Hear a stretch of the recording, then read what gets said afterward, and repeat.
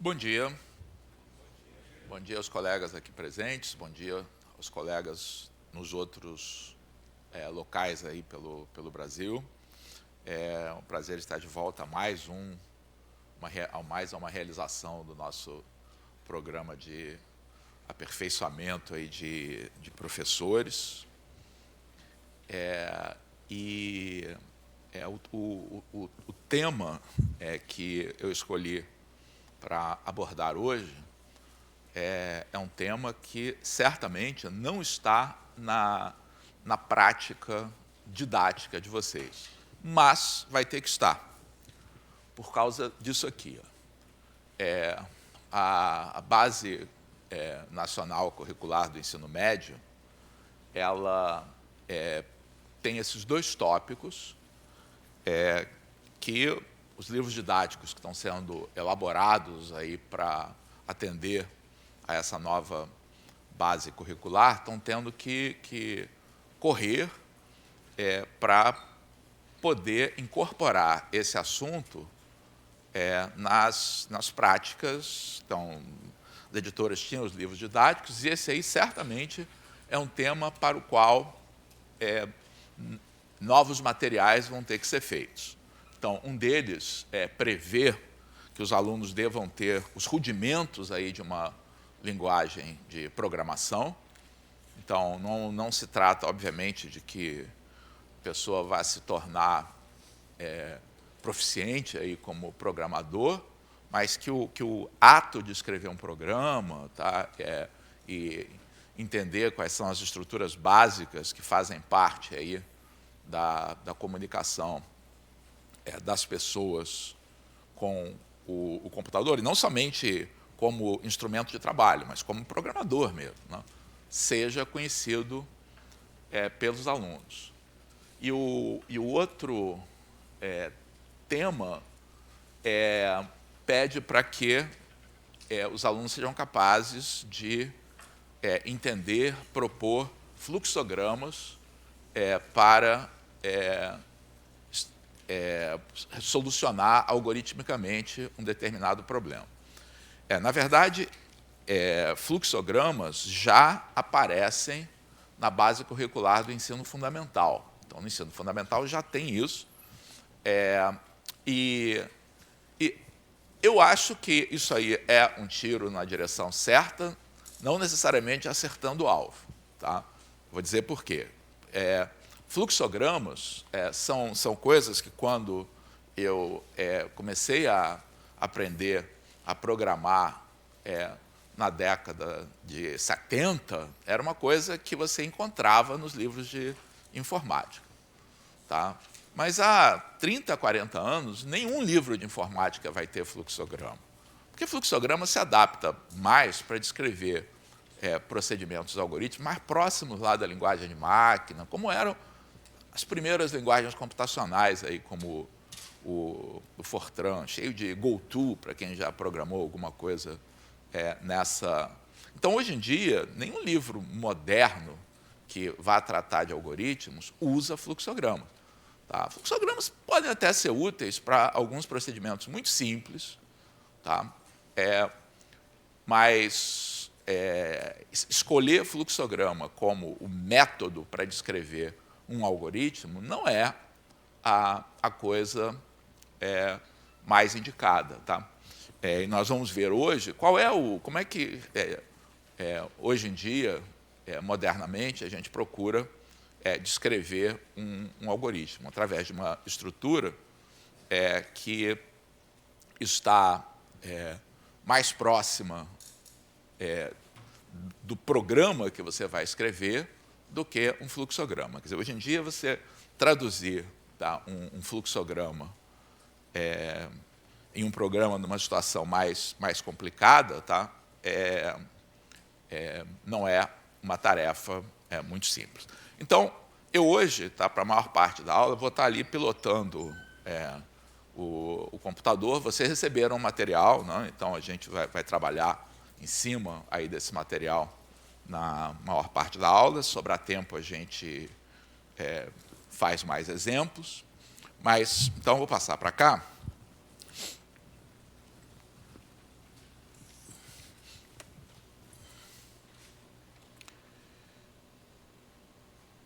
Então, a primeira coisa, o que é um algoritmo? Então, não é muito simples aí a gente descrever um algoritmo, mas de modo geral, tá? É qualquer sequência bem definida aí de passos que você utiliza para resolver um determinado problema.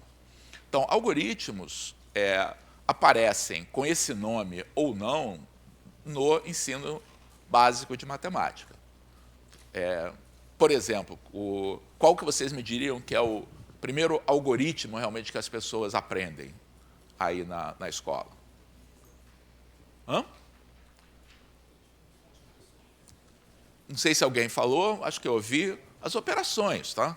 Então, a forma pela qual você pega dois números escritos na notação decimal e produz a partir desses números, tá? A soma, o resultado da soma, da subtração, da multiplicação, da divisão desses números, são algoritmos.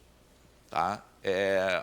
Algoritmos parecidos com esses estão embutidos aí no computador toda vez que você faz uma operação matemática. Então, você tem essas regras, e essas regras executadas garantem que você, no final, vai resolver o seu problema, que nesse caso é executar, tá, aquela operação. Mas não, as operações não são o único exemplo. Outros exemplos. Procedimentos. Quais são os outros procedimentos? Algoritmo é uma coisa que um procedimento. Ninguém me dá outros procedimentos aí, não?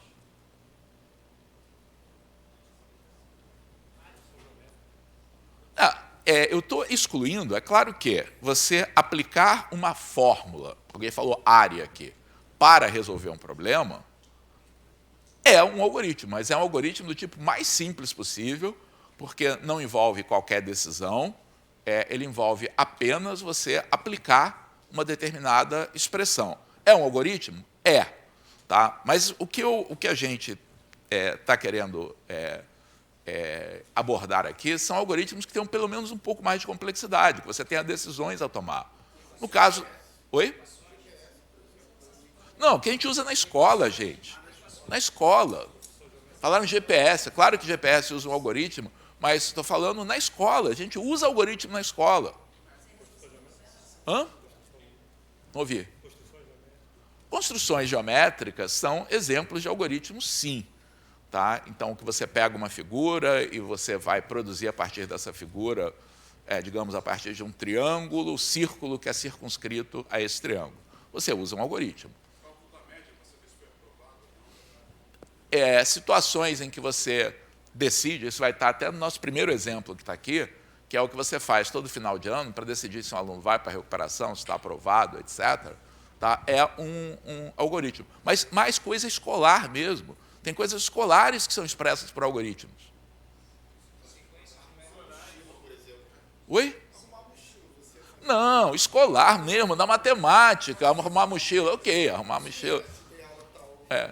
Não, gente, eu estou falando de coisas como decomposição em fatores primos. Tá? Dado o número inteiro, você escrever esse número como produto de fatores primos. Isso não tem uma fórmula para isso, tem um procedimento. Tá? Você começa com o número e testa se 2 é divisor, e etc. Tá? Outra, calcular coisas que são oriundas daí, tá? Calcular o mínimo múltiplo comum, calcular o máximo divisor comum. O máximo divisor comum tem até uma coisa que tem um nome de algoritmo que se ensina na escola, que é o algoritmo de Euclides. É um dos poucos algoritmos que são ensinados na escola com esse nome. Tá? O algoritmo de Euclides é uma coisa que normalmente a gente conhece, é um exemplo aí de algoritmo. Progressões não tem algoritmo, mas, novamente, são aqueles algoritmos triviais que você tem uma fórmula para fazer. Eu estou falando, tá, principalmente de situações que ele está interessado, são essas situações que não é uma fórmula, é um procedimento que seja mais do que aplicar uma fórmula. Mas, tá bom, descobrir se um elemento pertence ou não a um conjunto, a gente até, se der tempo, vai falar disso aqui, tá? Mas, como isso é uma atividade extremamente... em geral, se o conjunto for definido por uma expressão, é verificar uma fórmula. Se não, é você percorrer os elementos do conjunto. É um algoritmo, tá? Mas de uma classe um pouco diferente do que daquelas outras que eu falei. Então, todas essas situações, tá, em que você tem procedimentos, tá, que têm que ser executados apropriadamente para produzir o resultado que você precisa para resolver um problema, tá, é um algoritmo. Os algoritmos interessantes, tá, são os algoritmos que, no mínimo, tá, embutem uma decisão a tomar.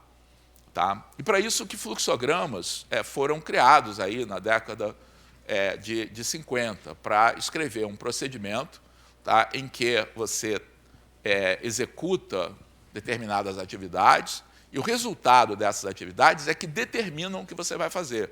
Então, em cada caso, vai depender do que aconteceu no desenvolvimento do algoritmo. Como acontece, por exemplo, quando você decompõe um número em fatores primos. Quando você decompõe um número em fatores primos, você não sabe, a priori, quantos passos você vai ter que fazer desse algoritmo. Você vai descobrindo isso à medida que você vai desenvolvendo o procedimento. Ok? Então, vamos dar uma olhada aqui nesse exemplo, que ilustra o que é um fluxograma e o seu uso para resolver um problema. Então, o problema que a gente está examinando aqui é o problema de decidir se um aluno deve ou não ser aprovado, tá, numa determinada escola. Tá, e se a gente examinar aí esse fluxograma, a gente vai entender quais são as regras de aprovação aí dessa escola. Talvez, na minha escola não é assim. Ok, então depois você pode adaptar esse fluxograma, tá, para refletir, tá, o que acontece aí em cada situação. Então, normalmente, fluxogramas usam alguns símbolos. Então, quando eu era aluno aí de engenharia e que fluxogramas estavam na moda, havia até umas réguas gabarito assim para fluxograma, que você desenhava aqueles símbolos bonitinhos, etc. E aí havia uma insistência muito grande em distinguir, tá, que determinados símbolos representavam. Nós aqui não vamos ser muito puristas, tá, e vamos, na verdade, tem dois tipos aqui fundamentais de símbolos que aparecem no fluxograma, que são retângulos, esses losangos, que são os símbolos mais importantes, porque eles indicam que este é um ponto em que você toma uma decisão que vai determinar o que vai acontecer no próximo passo do algoritmo. Tá? E para distinguir esses passos em que você executa alguma coisa durante o algoritmo e aqueles passos que são finais, tá, que terminam aí a execução, eu estou usando esses retângulos com cantos arredondados. Então, retângulo com canto arredondado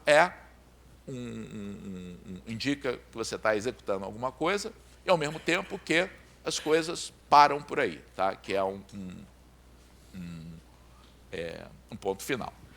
Tá? Então, vamos examinar qual é a estrutura, tá, desse algoritmo. Então, ele está situando, tá, no ponto em que você obteve a nota final do aluno, tá, e aí vai decidir se esse aluno precisa ou não, tá, ir a uma prova de recuperação, ou o que seja, tá, e depois que ele faz a prova de recuperação, decidir se ele fica aprovado ou não. Então, vamos lá. A nota final do aluno é guardada numa variável. Então, o conceito fundamental num algoritmo é de uma variável. Tá? Uma variável, tá, é algo, tá, que, durante o fluxograma, recebe valores. No caso aqui dos exemplos que a gente vai fazer, valores numéricos, mas não precisam ser valores numéricos, e esses valores podem se modificar, tá, ao longo do programa. Nesse primeiro exemplo, isso não vai acontecer, tá? Mas, em princípio, variáveis são coisas cujo valor se altera durante o programa. Então, variáveis desempenham um papel semelhante ao de variáveis na matemática, mas daqui a pouco a gente vai ver uma importante diferença, principalmente na notação. Então, eu pego a nota final do aluno, e nessa minha escola, a nota de aprovação é 6. Tá? Então, eu verifico se essa nota final, tá, é maior ou igual a 6. Tá? Se for, pronto, o aluno está aprovado. Tá? Eu possivelmente escrevo aí uma mensagem, aí, ou tomo a ação apropriada para o aluno que está aprovado. Se não, esse aluno precisa fazer uma prova de recuperação, tá? Nessa minha escola. Aí eu obtenho, tá, uma nota de recuperação desse aluno que eu guardo na variável R. Tá? E aí eu uso uma outra decisão para verificar se esse aluno, com a prova de recuperação, conseguiu ser aprovado ou não. O que vocês depreendem pela expressão, pela decisão que está aqui? Qual é o critério aí para o aluno ser aprovado ou não com a recuperação? Média 6, sendo que a recuperação tem peso 2. Né? Que 2R mais F maior ou igual a 18, quer dizer 2R mais F sobre 3, a média ponderada dessas notas com recuperação com peso 2, ultrapassa 6. Aí verifico se isso acontece ou não. Tá? Se acontecer, o aluno é aprovado, se não, ele é reprovado, acabou o procedimento. Tá? Então, cada vez que eu executo esse procedimento para um determinado aluno, eu vou tomar a decisão correta a respeito de aprovação, tá? Ou reprovação. Tá? Então, o fluxograma descreve, de uma maneira esquemática, esse procedimento. Para esse procedimento simples aí, não é ruim fazer um fluxograma. Mas hoje, modernamente, tá, a maneira mais natural de fazer isso, tá, é pelo que a gente chama de um pseudocódigo. Tá? Então, o pseudocódigo, tá, é um texto em português, mas respeitando certas regras, tá, que descreva esse procedimento. E tem muitas vantagens de a gente ter um pseudocódigo no lugar de um fluxograma. Primeiro, é muito mais compacto.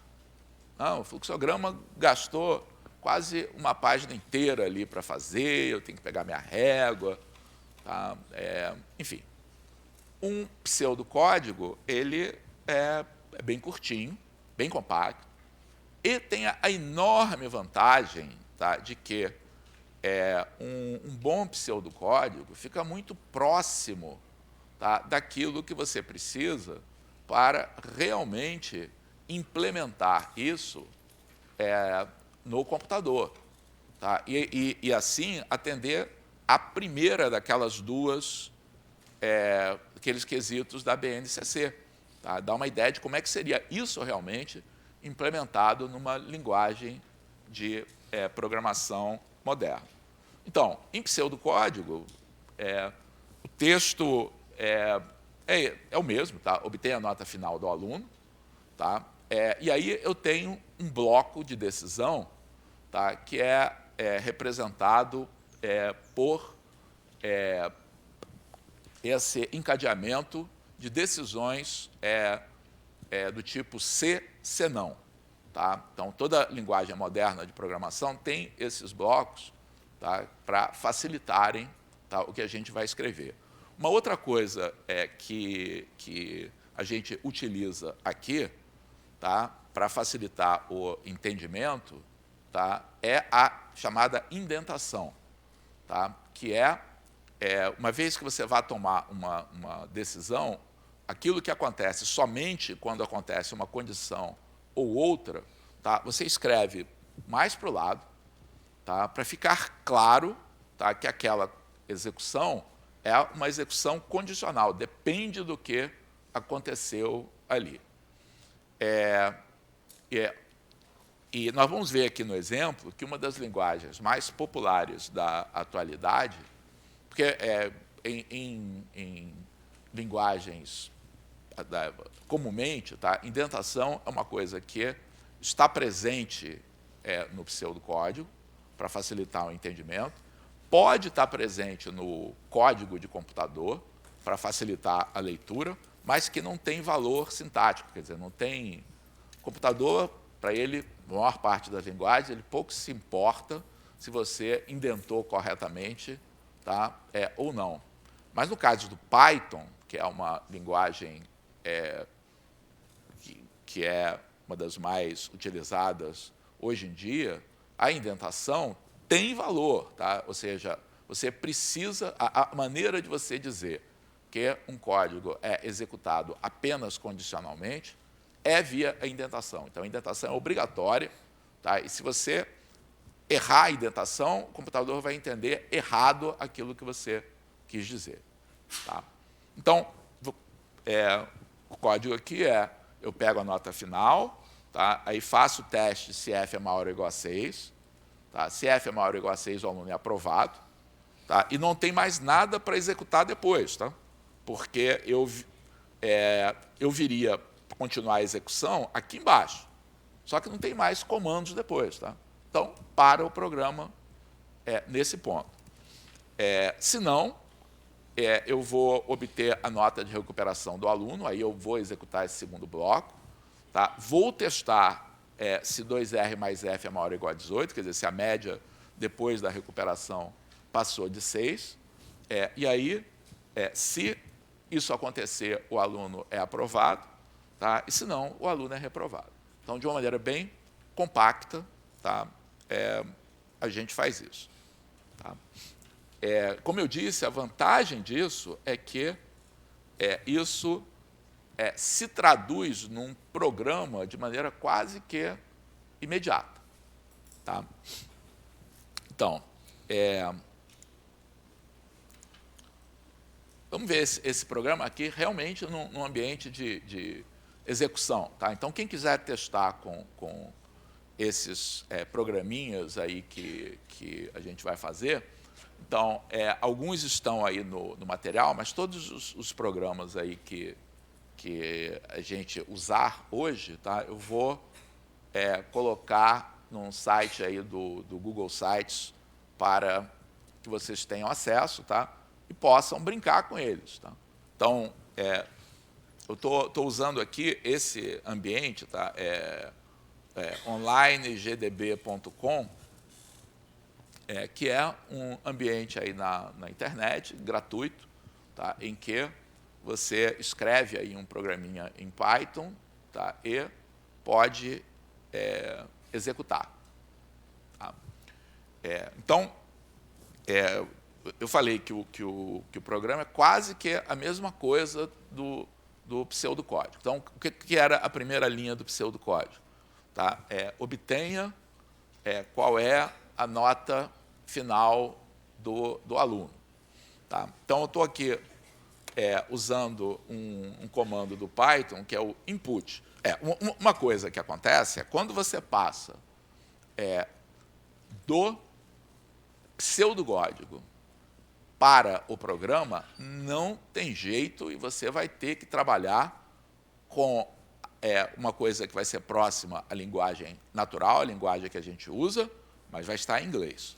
Tá? Não tem nenhuma linguagem que seja realmente utilizada em que a língua utilizada seja português. Então, a gente vai ter que usar inglês aqui. Tá? Então, input vai pedir que a gente informe qual é a nota final do aluno. Tá? E aí tem alguns detalhes. Tá?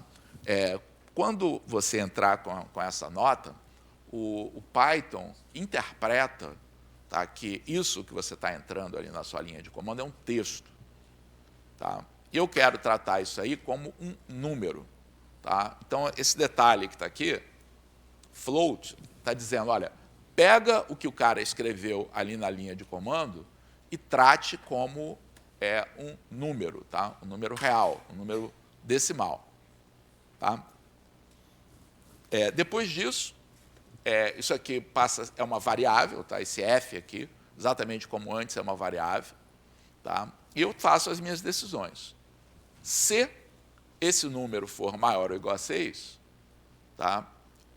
Eu vou imprimir que o aluno foi aprovado.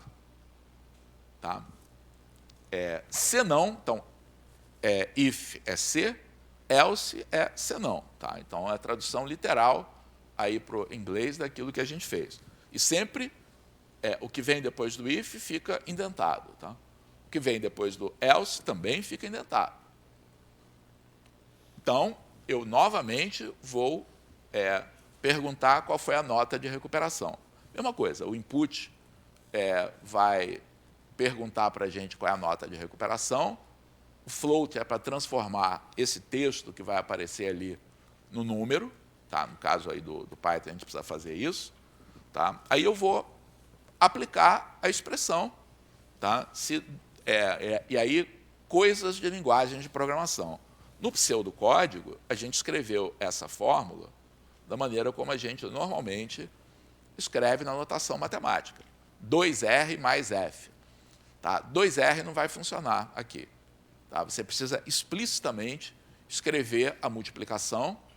Tá? E a multiplicação, a essa altura, imagino que todos saibam disso, porque encontra isso nas planilhas, encontra isso em outros ambientes. Tá? A multiplicação é expresso pelo asterisco. Então, e o maior ou igual, também na maior parte dos ambientes computacionais, é escrito justapondo os dois símbolos, maior e igual. Então, o teste que vai ser feito aqui é se 2R mais F é maior ou igual a 18. Se for, o aluno é aprovado. Tá? Se não, o aluno é reprovado. Okay? Então, vamos executar aqui o programa para a gente ver o que acontece. Então, apareceu aqui embaixo o resultado do input. Tá? Então, o que o comando input faz, tá, é colocar aquele texto que aparece lá entre aspas. Então, coisas entre aspas são textos, tá, que você ou vai trabalhar com eles, ou vai imprimir. Tá? Então, está me perguntando qual foi a nota final do aluno. Qual foi a nota final do aluno? 5. Só para ilustrar, a notação decimal, que é das linguagens de programação, tá, é com ponto, não vírgula. Tá? Então, digamos que seja 5.2 aqui. Se você escrever 5,2, ele vai ter problema aí em transformar no número. Bom, então, o que vai estar acontecendo aqui no meu programa? No momento que eu fiz isso, ele vai fazer esse teste, a nota não é maior ou igual a 6, então, ele, no lugar de executar o código que vem depois do if, ele vai executar o código que vem depois do else. E aí, o que vem depois do else? Comando input para nota de recuperação. Quanto é que o cara tirou na recuperação? Quanto? 6.1. Então, no momento que eu der Enter aqui, tá, ele vai executar esse teste, verificar se a média final foi maior ou igual a 6 ou não, para decidir se o aluno é aprovado ou reprovado. Aqui, rodou aqui. Então, o aluno foi reprovado nessa situação. Se eu agora, se eu rodar isso aqui com um aluno que já passa, por exemplo, tirou 7.3, que ele está... Nesse caso, o aluno é aprovado sem passar pelo resto do código.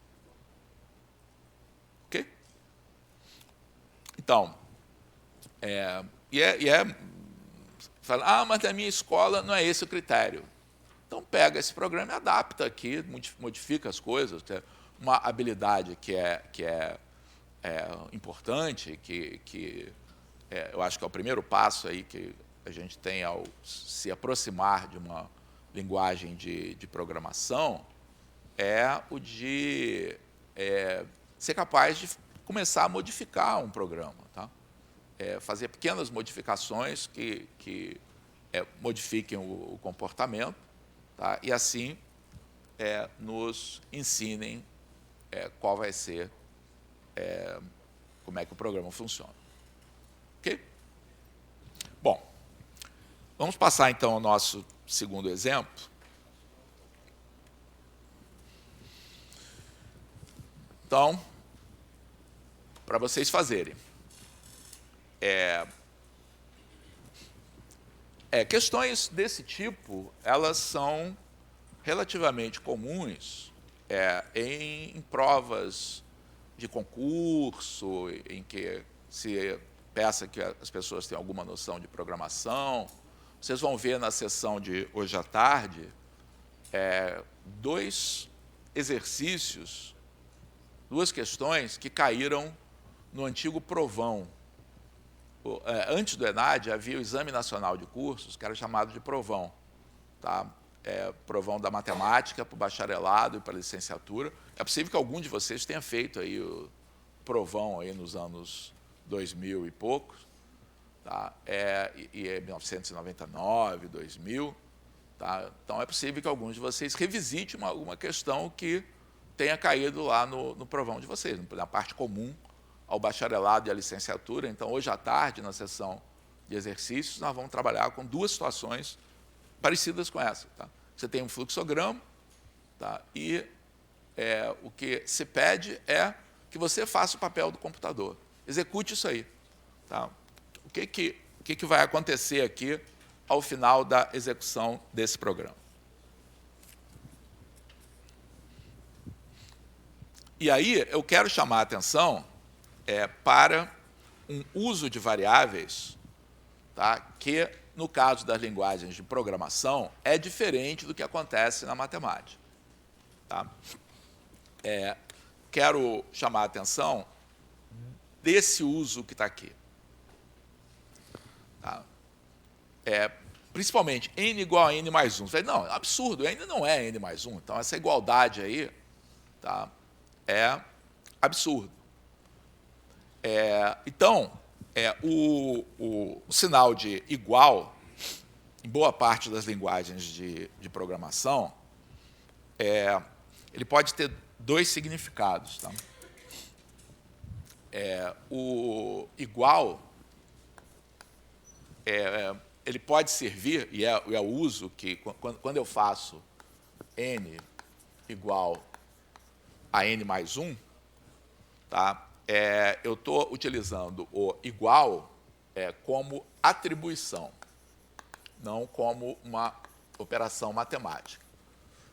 Algumas linguagens de programação ficam chocadas com essa expressão n igual a n mais 1 e escrevem isso aqui de um outro modo. Tá? Então, você, em algumas linguagens, em Pascal, por exemplo, isso é escrito desse modo. Tá? Para dizer que não é o igual matemático, tá? É um igual de atribuição. O que isso significa? Isso significa que o valor da variável n deve ser substituído pelo valor antigo mais 1. Tá? Então, quem não gostar de usar o igual desse modo, pode usar dessa forma no pseudocódigo. Também pode usar, é muito usado, vocês vão encontrar muito.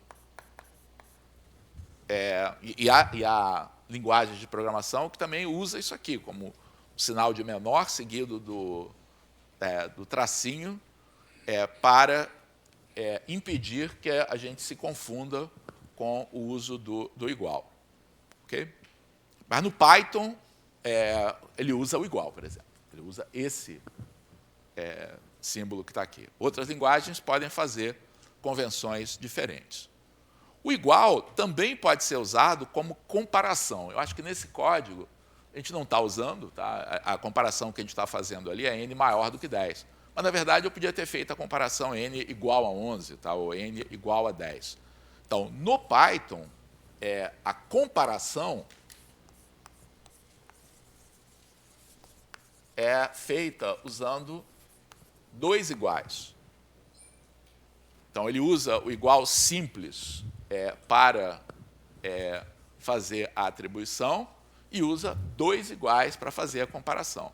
É sempre assim? Não. Tá? Cada linguagem usa aí a forma que acha mais apropriada. Então, há linguagens, Basic, por exemplo, usa igual para as duas coisas, tá? E se é uma coisa ou outra, vai ficar definido pelo contexto em que você está utilizando. No pseudocódigo não tem problema, porque a gente sabe do que está falando. Tá? Na hora de você converter para uma linguagem de programação, tá? Você tem que tomar esses cuidados. Então, todo mundo entendeu o que esse fluxograma aí está fazendo? Então, esse processo de pegar um código em pseudocódigo e fazer o papel do computador, o pessoal aí da área de computação muitas vezes chama de fazer o chinês do algoritmo. Tá? Fazer um trabalho de chinês aí, fazer no lugar do computador, tá? Assim, Então, a nossa postura é exatamente essa. Tá? Começar, pelo menos, a execução do programa fazendo cada passo, e aí, se for possível, entender globalmente o que o programa está fazendo, tá? E aí a gente pode economizar tempo na hora de dar a resposta. Então, vamos lá. O que esse programa está fazendo? Então, eu vou começar com os valores das variáveis n e s. Né? Então, esse programa usa duas variáveis, tá? A variável n e a variável s. Tá? Então, a primeira coisa que eu faço ali é testar se n é maior do que 10. Ora, n é 1, não é maior do que 10. Então, eu não saio pela direita, eu saio para baixo aqui. Tá? E aí, o que o código manda eu fazer é somar a s o valor de n. Então, s passa a ser 1, porque é 0 mais 1, e somar uma unidade a n. Então, n passa a ser 2. E a setinha está dizendo volte lá para cima e teste de novo se n é maior do que 10. Não. Então, executo novamente. S igual a S mais N. Então, S passa a ser 1 mais 2. Tá? E o N passa a ser 3. E agora a gente percebe o que o programa está fazendo. Não? Cada vez que você executa esse procedimento, esse é o que a gente chama um loop, um laço, tá? Uma coisa que você volta ao ponto inicial, tá? Você está pegando o valor de n, tá? E somando a s, tá? E aumentando o valor de n uma unidade. Então, a penúltima vez, quer dizer, na verdade, a última vez que você vai executar aquilo que está ali, tá? Enquanto n ainda é menor ou igual a 10. Então, vai chegar um momento, tá? Em que você somou. Essa parte de terminação é sempre bom, tá? A gente fazer com bastante calma. Tá? Então, vai ter um momento aqui em que o n vai ser 9, tá? Que você acabou de somar 9, e aí o valor de n passa a ser 10. Tá? Então, até esse momento, eu tenho esse resultado, a soma dos números de 1 a 9. Tá? Aí, vamos lá para cima de novo. N é maior do que 10? Ainda não. N é igual a 10, não é maior do que 10. Então, o código é executado uma vez mais. Tá? E aí, eu vou somar 10 aqui. Tá? Vou somar uma unidade.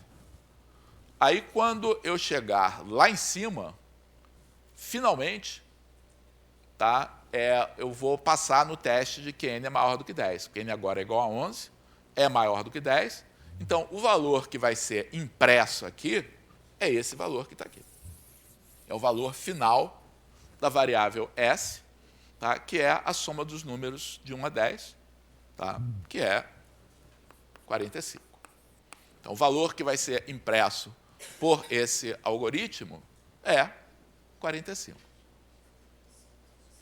55. 55. Ok? Então, essa é uma habilidade importante da gente desenvolver com os alunos, tá? É ser capaz de entender o que faz um algoritmo. Tá? A outra habilidade é de ser capaz de escrever um algoritmo. Tá? Então, a próxima atividade nossa pede para a gente adaptar esse algoritmo para que ele calcule em 20 fatorial. A estrutura é a mesma do programa anterior. Tá? Então, qual foi a estrutura do fluxograma anterior?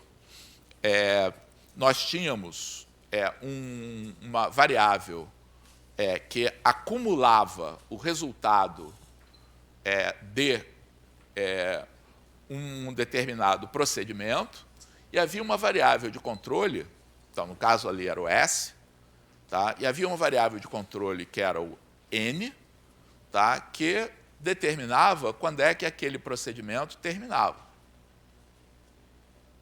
Ok? Então, a gente pode adaptar esse procedimento anterior com a mesma estrutura, tá? Para calcular o valor de 20 fatorial, por exemplo. O que há de comum dessa situação com a anterior? Então, no caso lá da soma,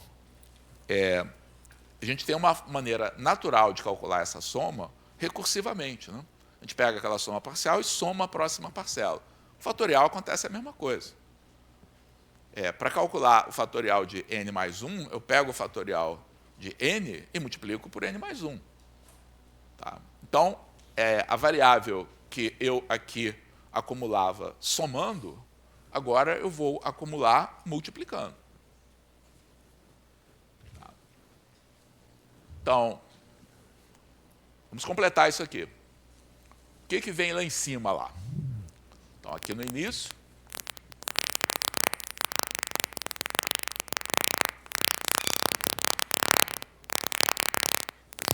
sou eu? Sou eu?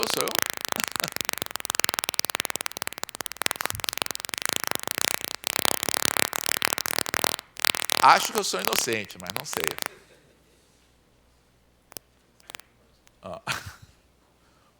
Pode continuar, Anderson? E é claro que não necessariamente existe uma solução só aí para o problema. Né? Você pode ter coisas ligeiramente diferentes, né, que vão ter o mesmo resultado. Tá? Então, eu acho natural que a gente comece aí com f igual a 1, tá, que é o primeiro valor. Tá? Faria uma certa diferença se a gente quisesse escrever um procedimento que funcionasse para qualquer n. Tá? E aí você tem decisões de tomar. Eu vou querer também indicar qual é o fatorial de zero, porque o fatorial de zero não se enquadra lá na recursão, eu vou ter que informar separadamente. Tá? No nosso caso, tá, como a gente quer calcular um valor específico, a gente não precisa se preocupar com isso. Tá? Então, f igual a 1 funciona, e é natural até a gente fazer a mesma estrutura do anterior, tá? Começar com n igual a 1 também. Agora, nesse caso, ia começar com n igual a 2, porque n igual a 1 não vai ter efeito aqui na modificação aqui de f. Tá? Então, estou falando, não tem uma solução só. Tá? Você pode fazer... Vamos começar desse modo. Então, no código anterior, para cada valor de n, eu somava o valor de n. Agora eu vou multiplicar pelo valor de n. Então, vou fazer f igual a f vezes n. Vou fazer também n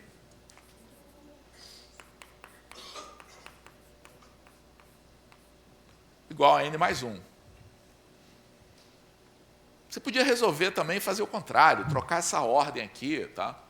E aí o controle aqui vai ter que ser diferente. Enfim, não tem uma solução única para fazer isso. E eu vou fazer esse procedimento, tá, de multiplicar por n de maneira análoga ao que eu fiz no outro caso. Tá? A última vez que eu vou querer fazer esse procedimento, tá, é quando n é igual a 20, vou querer multiplicar por 20 aqui, aí o n vai passar a ser 21, e nesse momento eu vou querer interromper o processo. Então o teste é o mesmo, é análogo ao da vez passada. Se n for maior do que 21, eu vou imprimir o valor de f, se não, eu executo essa operação. Ok? Maior que 20. Podia escrever maior ou igual a 21. Tá? Se eu escrevesse maior que 21, estaria errado. Tá? Porque quando eu passasse aqui pelo 21, ia ser executado uma vez mais, eu ia calcular 21 fatorial. Então, maior do que 20 aqui. Ou maior ou igual a 21, que dá a mesma coisa. Ok? Então, essa é uma estrutura comum de algoritmos que acumulam resultados, tá? Seja aditivamente, tá? Ou multiplicativamente. Poderia ser até igual, só não.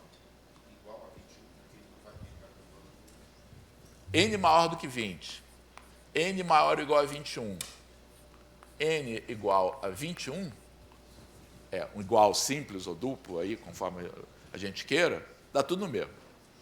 Tá? Neste caso, né? Porque n é um número inteiro. Então, ele vai passar por 21 necessariamente. Tá? Então, tudo isso ia dar o mesmo resultado. Ok? Professor, também poderia colocar, no caso, n começando com 20 e diminuindo. A pergunta foi, a gente podia também ter feito o algoritmo ao contrário, né?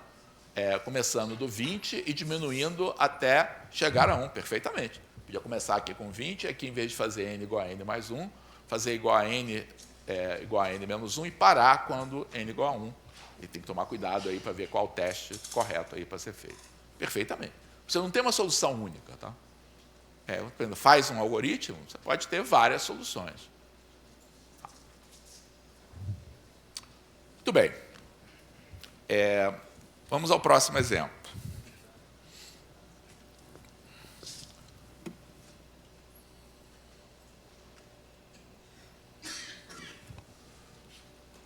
O próximo exemplo é esse aqui.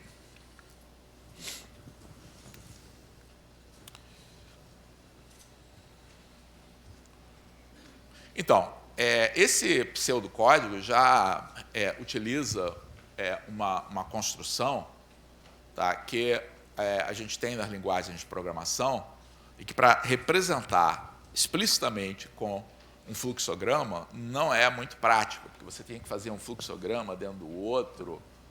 É muito mais prático você representar isso aí realmente como um pseudocódigo. Então,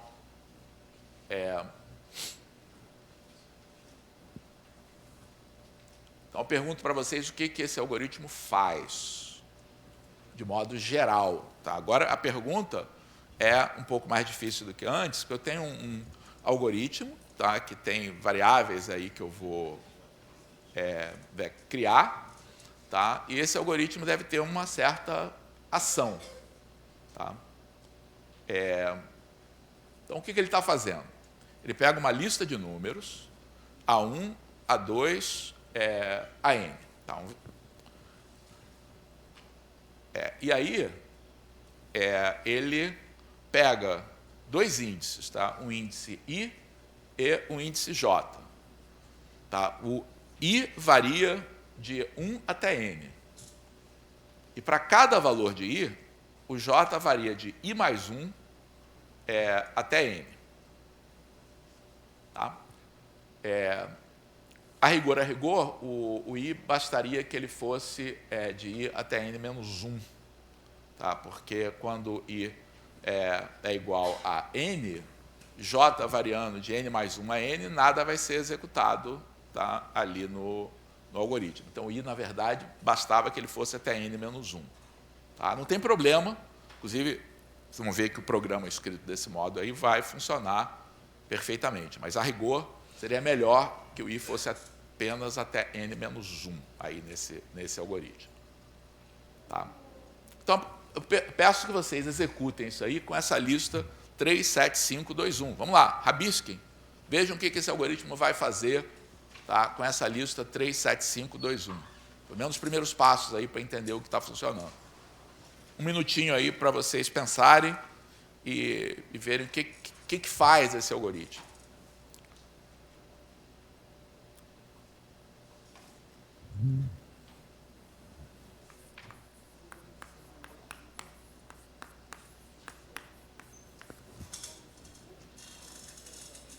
Tá bom, tá bom.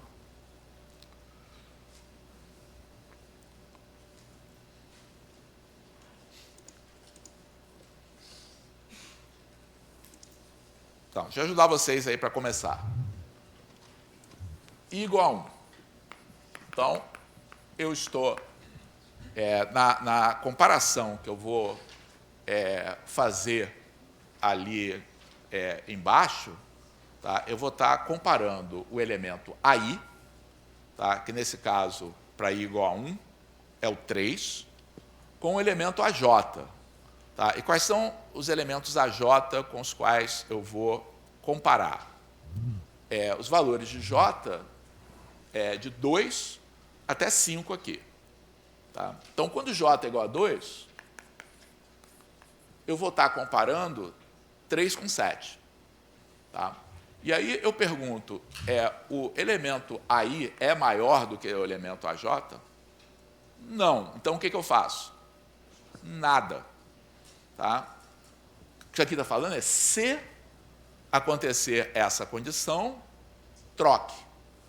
Tá? Não tem uma cláusula senão aqui, não tem algo que eu vá fazer caso não seja.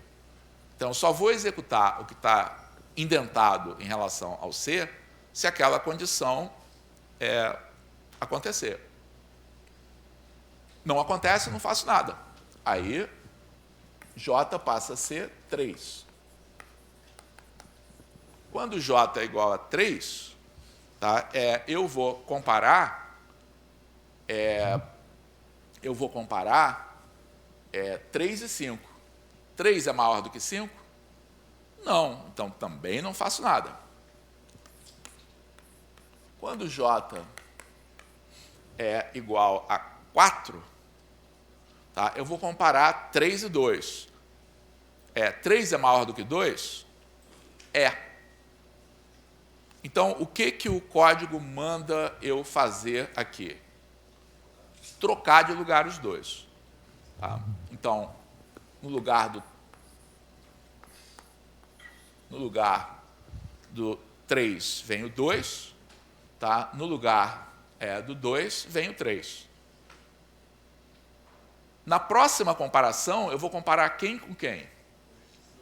O 2, que é o elemento que agora ocupa a posição A1, tá? Com o J igual a 5, que é 1.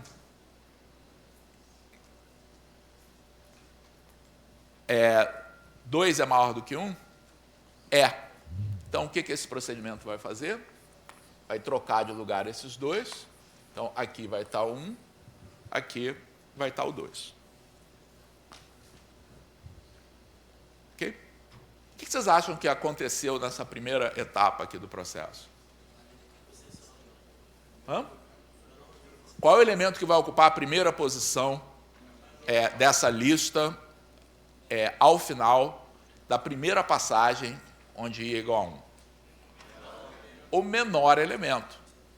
Porque o menor elemento, em algum momento, ou o menor elemento já estava aqui, ou ele corresponde a algum elemento AJ, tá, que é menor do que I. Então, ele vem para essa posição, e no momento que o menor elemento vem para essa posição, ele não sai mais de lá, porque ele não vai ser trocado com nenhum outro. Então, esse meu procedimento, o que ele faz no primeiro passo, isto é, quando I é igual a 1, é fixar nessa posição o menor elemento. Ok? No próximo passo, ele vai fazer a mesma coisa, só que o I não é mais 1. Tá? No próximo passo, ele vai começar tudo de novo, mas com I igual a 2. Então, esse elemento que está aqui na primeira posição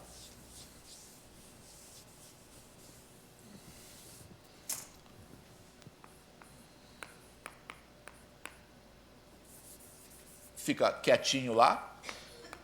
O I agora é igual a 2. Tá? E eu vou fazer esse procedimento, tá, com os demais. Então, ele vai trocar de lugar com o 7. Depois ele vai trocar de lugar com 3. Depois vai trocar de lugar com 2. E no final da execução, vai fixar aqui, tá, o menor dos que sobraram, quer dizer, o segundo menor. Ok? Então, o que faz esse procedimento? Ordena essa lista. Tá? Esse procedimento aí de ordenar, tá, uma lista é o procedimento talvez mais importante aí dos algoritmos. Tá? É o procedimento que está na base de muitos outros procedimentos. Tá? É claro, a gente percebe que esse processo não está sendo feito da maneira mais eficiente possível. Né? Tá? Esse troca-troca todo aí podia ser evitado. Né? Por exemplo, eu podia, na hora que eu estou percorrendo aqui, em vez de ficar trocando, fazer essas comparações só para descobrir onde é que estava o menor elemento, sem trocar nada de posição. E aí, uma vez que eu descobrisse qual era o menor elemento, fazer uma troca só. Isso já melhorava um pouco, tá? Não significativamente, tá? Mas melhorava um pouquinho aí o algoritmo. Tá? E aí vem então, a resposta às perguntas. Né? Se você executar para a lista 3, 7, 5, 2, 1, tá? O resultado vai ser 1, 2, 3, 5, 7. Tá? Deixa eu ilustrar isso aí lá no Python. A gente vê esse comportamento.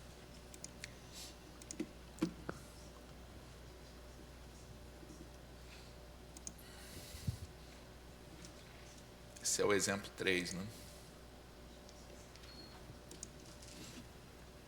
Então, esse como eu disse, a tradução isso aí para o Python é quase que imediata. Tá? Então, uma lista em Python, a notação é essa. Tá? Entre colchetes, você coloca os valores separados aí por vírgula. Tá? Para o meu algoritmo, eu preciso saber qual é o tamanho dessa lista. Tá? Então, esse comando aqui, len, de length, né, comprimento em inglês, me diz quantos elementos a lista tem. Tá?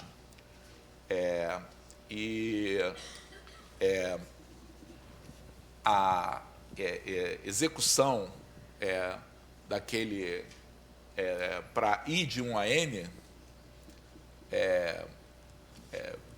eu vou executar isso aqui. Na verdade, não vai ser de I de 1 até N, vai ser de 0 até N-1, porque cientistas da computação, em muitos casos, tem o hábito discutível de começar a contar de 0 e não de 1.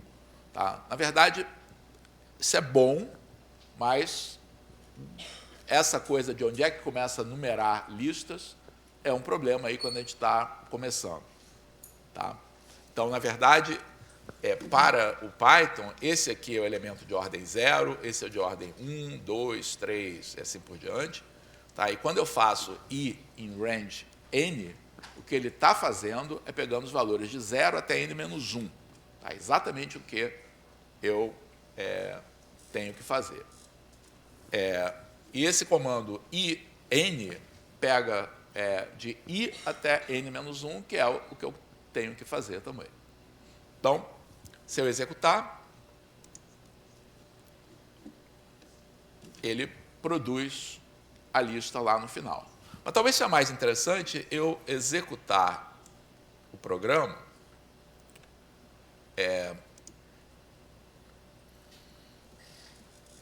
O que mudou aí no meu programa, hein? Vê que eu só mudei o print lá de posição.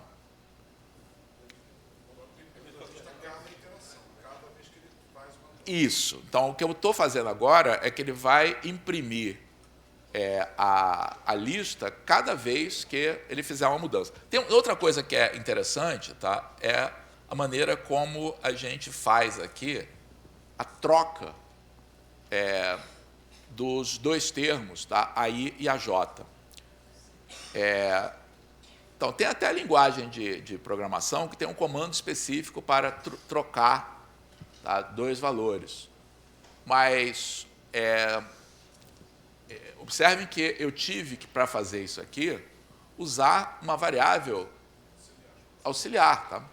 Porque se eu fizer simplesmente AI igual a AJ, eu faço com que AI tenha o valor de AJ, mas, infelizmente, terei perdido o valor de AI. Então, eu preciso primeiro salvar qual é o valor de AI, num lugar seguro, numa outra variável. Aí faço AI igual a J, e aí eu faço AJ igual aquele valor que eu tinha salvado. Então, esse trechinho de código aí para trocar o valor de duas variáveis é uma coisa que a gente usa aí com frequência. Então, se eu executar agora, deixa eu ver se eu pego toda a evolução da lista cada vez que houve uma troca de elementos. Né? Cada vez que houve uma troca de elementos, então, essa aqui é aquela troca em que o 2 trocou de lugar com 3, aqui o 1 trocou de lugar com 2, aí depois o 1 fica fixo, o 5 vai trocando de lugar, enfim. Então, são essas todas as trocas que a gente tem que fazer, tá, ao longo do processo. É claro que, se eu trocar de lista aqui, colocar uma lista maior,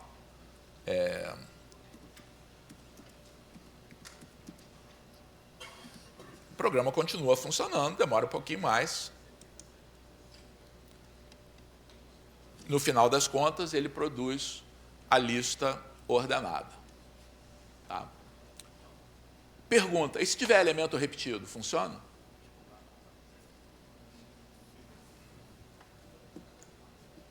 Por exemplo, vamos trocar esse 12 aqui por 7. Funciona? Se tiver elemento repetido?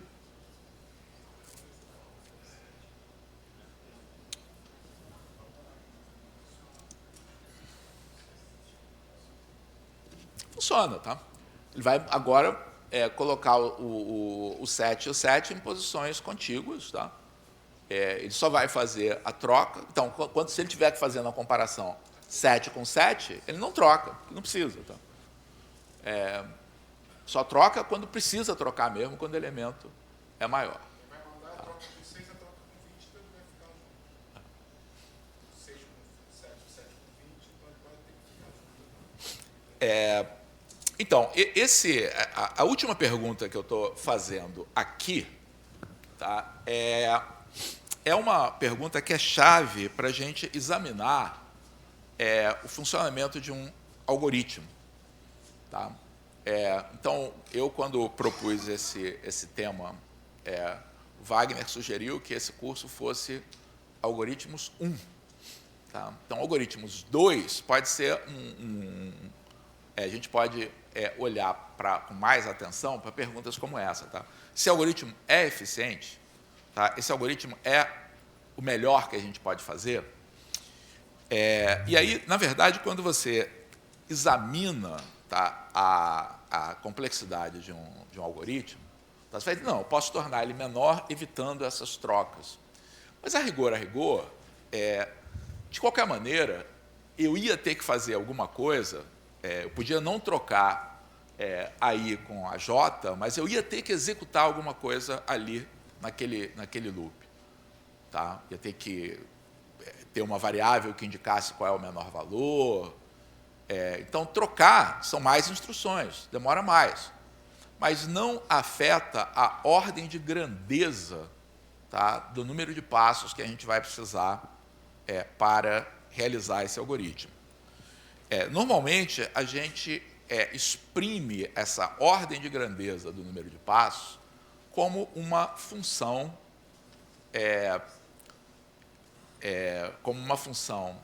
potência, n ao quadrado, n ao cubo, tá? Ou exponencial, se for o caso, 2 elevado a n, ou uma coisa logarítmica, n log n, ou coisa parecida, que vai nos dar a ordem de grandeza do número de execuções. Isso parece impreciso. Não, a gente pode tornar isso aí bem preciso, não vamos fazer isso agora. Tá? Mas a pergunta é, quantas vezes, tá, essa instrução troque AI com a J, tá, aquilo ali vai ser executado? A resposta é, não sei, porque depende da lista. Eu estava perguntando isso. Ele imprime quando troca, mas ele faz a passagem. Por isso que eu pensei em ele menos um. Mesmo que ele não troque, não vai imprimir a lista. Mas ele vai fazer a comparação. Ele vai fazer a comparação. Pelo menos a comparação ele vai fazer. Você tem razão. Tá? Então, aquele bloco lá do troque, o trecho negrito está incluindo a comparação ali. Tem toda a razão. Tá? Então, o número de vezes que a troca vai ser feita, a gente não sabe. Tá? Porque esse número de vezes vai depender, por exemplo, se ela está ordenada, ele não vai fazer nenhuma inversão. Tá? Mas, aquela comparação aí maior do que a J tem que ser feita de qualquer maneira. Tá? E quantas vezes ele vai fazer essa comparação? Não é n-1 fatorial, não. Ele propôs... Então, vamos lá. Quando n é igual a 1, tá, o j vai variar de 2 até n. Então, quantas comparações vão ser feitas quando n é igual a 1? Para i igual a 1, vão ser feitas n menos 1 comparações. Porque AI vai ser comparado com a 2, a 3, até a n. Tá? Quando i é igual a 2, vão ser feitas n menos 2 comparações. Quando i é igual a n menos 1, vai ser feita uma comparação. Então, o número de comparações é 1 mais n menos 1 mais n menos 2. Tá? E esse número, a soma dos números, 1 mais 2 mais n menos 1. E esse número é n menos 1 vezes n sobre 2. Tá? E aí nós vamos dizer a respeito desse algoritmo, isso pode ser tornado preciso, a gente não vai fazer aqui. Nós dizemos que o algoritmo é O de N2. Tá? Você fala, não, peraí, mas é um N2 sobre 2. Eu falo, não ligo para isso não. Tá? Eu olho só para essa função. E a razão para isso é o seguinte, qualquer fator multiplicativo, tá, ele vai ser afetado aqui pela velocidade da máquina. Tá? Então, a gente normalmente fala, não, mas tem um N aqui. Não, não importa. Eu pego o termo de mais alto grau desse polinômio, tá? E indico dessa forma. Tá? Muitas vezes a gente diz que esse algoritmo é quadrático. Essa informação que está aqui nos diz quanto mais a gente vai demorar para executar esse algoritmo, tá? Dependendo, tá, do tamanho da lista que a gente tiver que ordenar. Ok? Uma pergunta interessante dá para fazer melhor do que isso? Dá para fazer melhor do que quadrático? Porque a coisa eu vou ter que fazer comparações aqui. Tá? E conforme vocês ressaltaram, assim, eu tenho que examinar, tá, cada elemento com os subsequentes para ver se eu preciso trocar de lugar, se ele está na ordem certa ou não. Então, assim, à primeira vista, a gente fica na dúvida se consegue melhorar isso aqui. Né? Então, a pergunta dá para melhorar?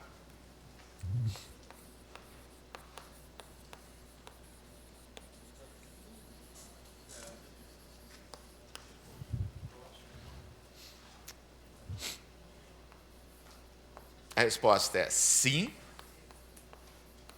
A gente consegue fazer isso aqui.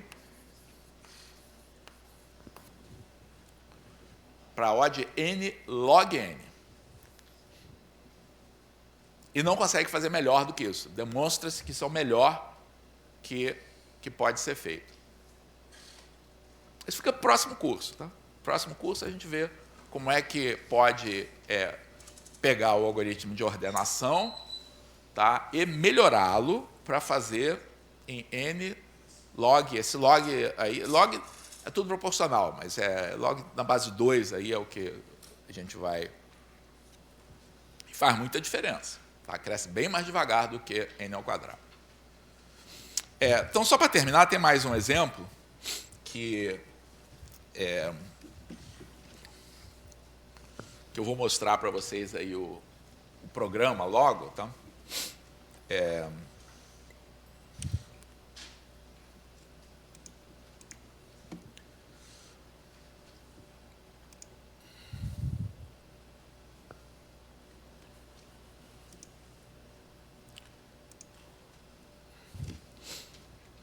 O que isso faz, hein?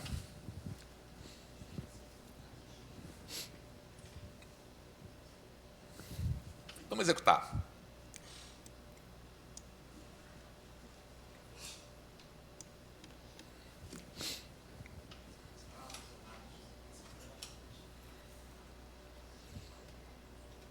O que esse programa faz?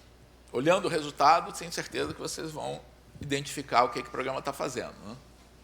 O que o programa está fazendo? Imprimindo os termos da sequência de Fibonacci. Tá? Então, como é que ele funciona? Então, você começa, os dois primeiros termos, você começa fornecendo A igual a 1, B igual a 1. Aí, calcula cada novo termo como sendo a soma dos dois anteriores. Tá? Aí faz o termo A ser igual a B, quer dizer, o que era o termo anterior passa ao termo 2 atrás, faz o B igual a C, tá? Aumenta o valor de N, que é o contador aí do número de termos que eu vou imprimir, e o resultado são os primeiros 50 termos aí da sequência de Fibonacci. Ok? Muito bem. Então, vamos terminar por aqui, mas vocês vão continuar hoje à tarde brincando com essas ideias. Tá?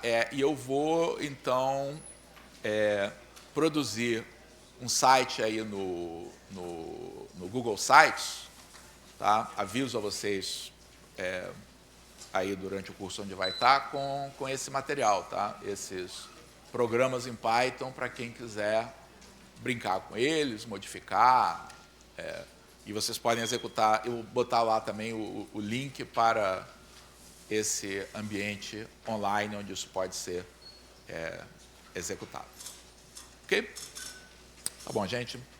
Até a próxima.